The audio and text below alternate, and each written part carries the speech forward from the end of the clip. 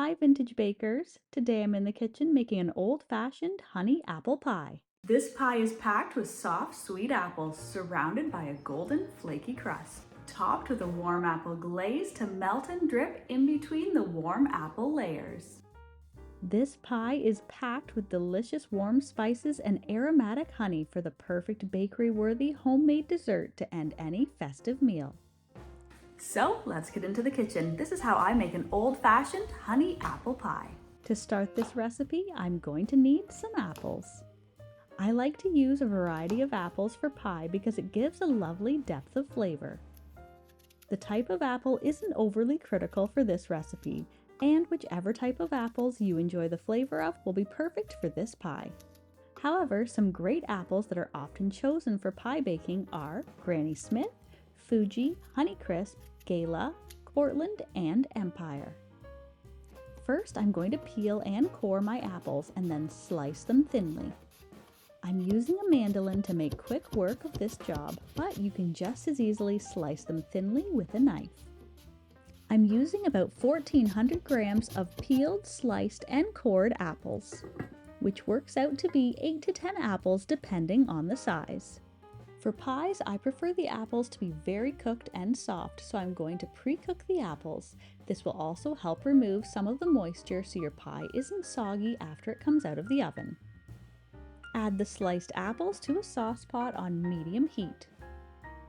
Cover and cook for about 10 minutes, or until the apples are softened and the liquid is starting to evaporate.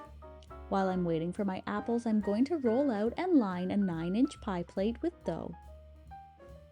You can use homemade or store-bought. I have a great quick and easy pie crust recipe that you can check out in the description box below. I'm going to be using a metal pie plate for my pie today because it heats up quickly and will help make sure that the pie crust fully cooks in the oven. Glass is also a great option for pie plates.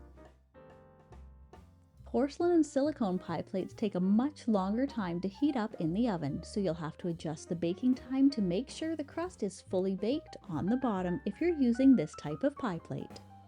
I'm going to line my pie plate and trim the edges. I'm going to be making a double crust pie, so I'm just going to give it a clean, straight cut. Now that my apples are done, I'm going to remove them from the heat and mix in 1.5 tablespoons of cornstarch, 1.5 teaspoons of cinnamon, 1/2 teaspoon of salt, and 3 tablespoons of brown sugar. I'm going to melt 3 tablespoons of butter and mix this with 1/3 of a cup of honey. Then mix this into the apples.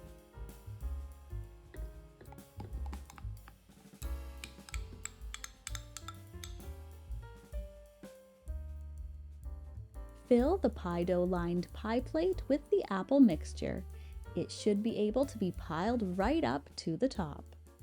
And since we cooked the apples down beforehand, there will be less shrinking of the filling, which is going to give a full mile-high pie.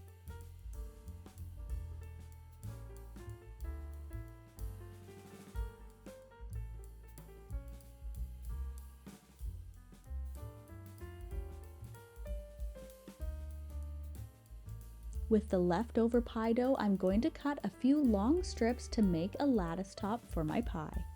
This is where you can add any decoration or flourish to the top of your crust. Or just do a clean, full double pie crust for the top. If you choose to go this route, make sure to cut a few slashes in the top crust to allow the steam to escape.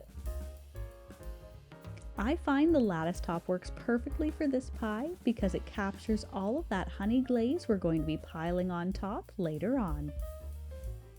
Make sure to roll the lattice top quite thin. That way no areas of the dough will be too thick where the strips cross over each other. Here you can use different size strips, twists, and even braids to add some interest to the top of the pie. And the pie is ready to go into my preheated 425 degrees Fahrenheit or 220 degrees Celsius oven. This quick burst of heat is going to give a lovely golden brown top to the crust of my pie. After that, I'm going to turn the heat down and continue cooking the pie at 350 degrees Fahrenheit or 180 degrees Celsius for another 25 to 30 minutes. While I'm waiting for the pie to bake, I'm going to make the all-important honey glaze. In a bowl, I'm going to mix together a 1/4 cup of brown sugar, a 1/4 cup of honey, 2 tablespoons of all-purpose flour, and 1 tablespoon of butter. Mix this until it forms a thick paste.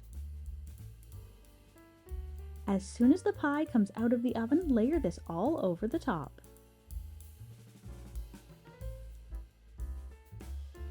The heat of the pie will help it to melt and meld everything on top of the pie and in between all of the lattice work of the crust. This is now going to get popped back into the oven for another 10 to 15 minutes. Then you can set this glorious masterpiece aside to cool slightly before serving. This rich and decadent pie can be served hot or cold and is the perfect end to any festive meal. Enjoy! If you're a fan of deliciously simple vintage recipes and old-fashioned skills, then you'll want to check out this next video. Thanks for stopping by.